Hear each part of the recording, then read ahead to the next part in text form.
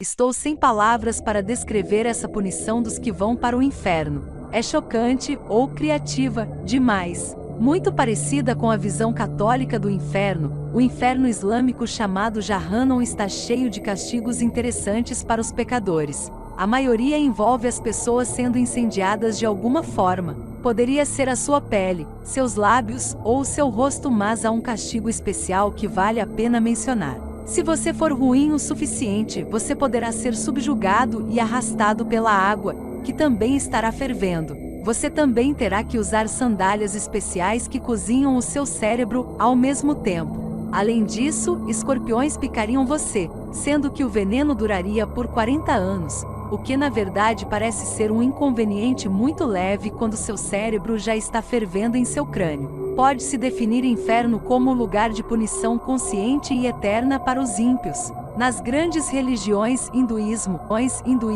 islamismo e budismo, ou cultura, encontram-se versões de inferno. Os que negam o inferno negam, não por ser irracional, mas por ser extremamente desagradável. Vamos ver 5 proposições que falam do inferno e depois 2 dificuldades. Um lugar real criado por Deus. Ideias erradas sobre o inferno, que é uma metáfora para demonstrar a infelicidade dessa vida. Jean-Paul Sartre disse: nada de enxofre ou grelha. O inferno são os outros. Para ele é a crueldade com os nossos semelhantes. As pessoas dizem: passei por um verdadeiro inferno. Experiências ruins como sendo inferno. O inferno é visto como o lado escuro e sombrio da vida, a tristeza e o sofrimento pelo qual o povo passa.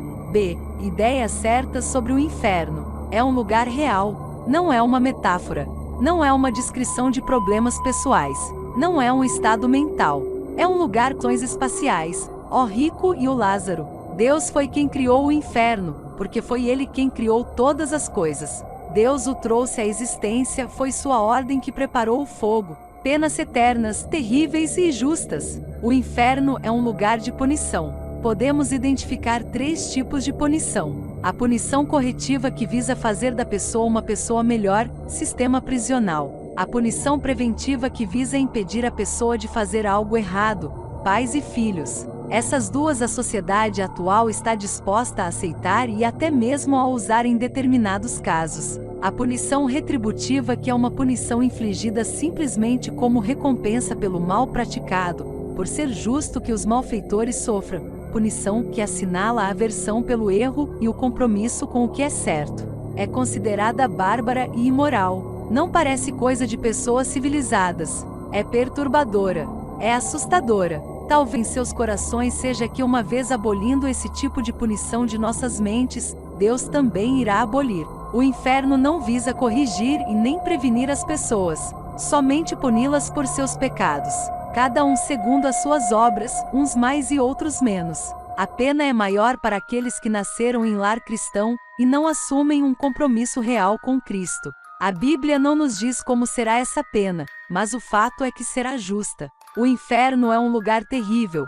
Pranto e ranger de dentes, verme não morre e fogo não se apaga. Quem estiver no inferno sofrerá. Beberá do vinho da cólera de Deus, preparado, sem mistura, do cálice da sua ira, e será atormentado com fogo e enxofre, diante dos santos anjos e na presença do Cordeiro.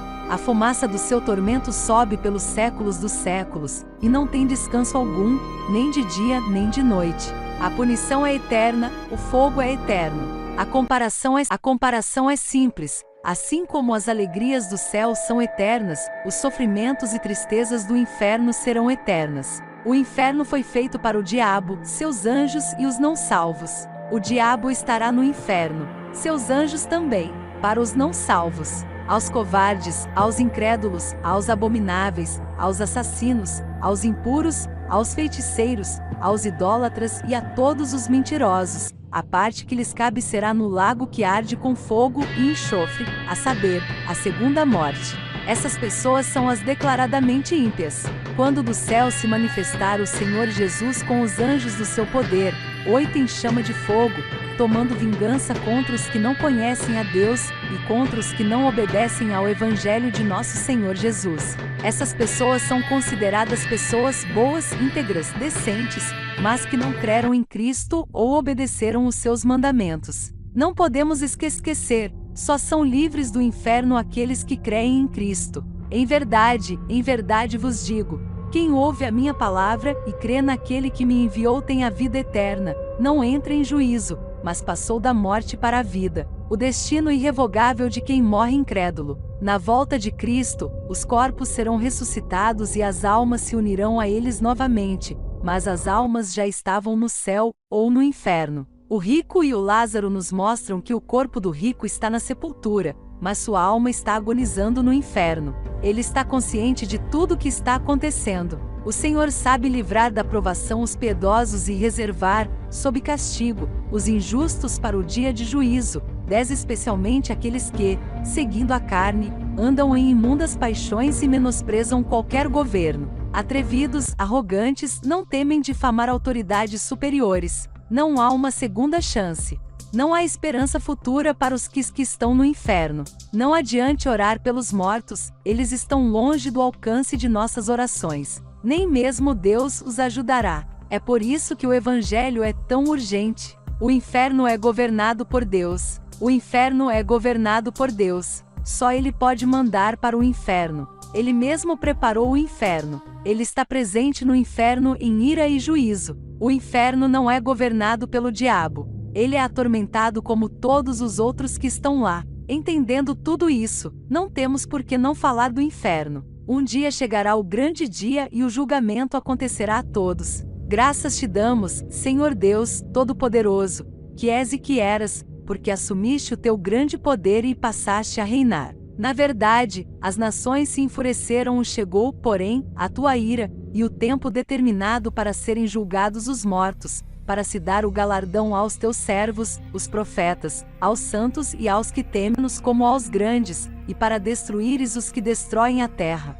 2 dificuldades. O inferno é desproporcionalmente severo? Acaso os sofrimentos do inferno, tanto em sua duração quanto em sua severidade, não são desproporcionais às ofensas? Não temos condições de avaliar o grau de ofensa de um pecado. Não podemos avaliar o quão terrível é para Deus um ato de desobediência. Não sabemos quanta culpa existe nessa desobediência. Exemplo: aborto, homossexualismo, cigarro. Exemplo: verme, gato e criança cortados. Exemplo: pecado. Deus, muito mais grave. Será justo que os seres humanos sejam punidos por seus pecados tão terrivelmente e para todos sempre? A argumentação é que o pecado não levou mais que horas, dias ou anos, e porque a punição deve ser eterna. A lógica é falha.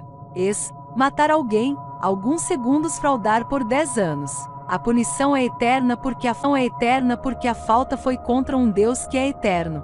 Além do mais, quem está no inferno, continua desagradando a Deus e pecando contra Ele eternamente. Mas Deus é amor. Não seria o inferno contrário ao caráter de Deus? Diz que Deus tem prazer na misericórdia. Como Ele pode suportar a ver algumas de suas criaturas indo para o inferno? Deus também disse: terei misericórdia de quem me aprouver ter misericórdia, e compadecer-me-ei de quem me aprouver ter compaixão. Deus é de fato amor, mas também é justiça e santidade.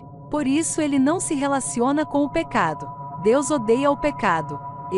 Pessoa que por ser amiga tira o criminoso da cadeia. Que tipo de Deus trataria o bem e o mal da mesma forma? Deus é santo em seu amor e sua bondade não é ameaçada pela sua justiça. Se Deus fosse obrigado a perdoar a todo mundo, a salvação seria obrigatória e um direito de todos e 3:16 não faria sentido nenhum.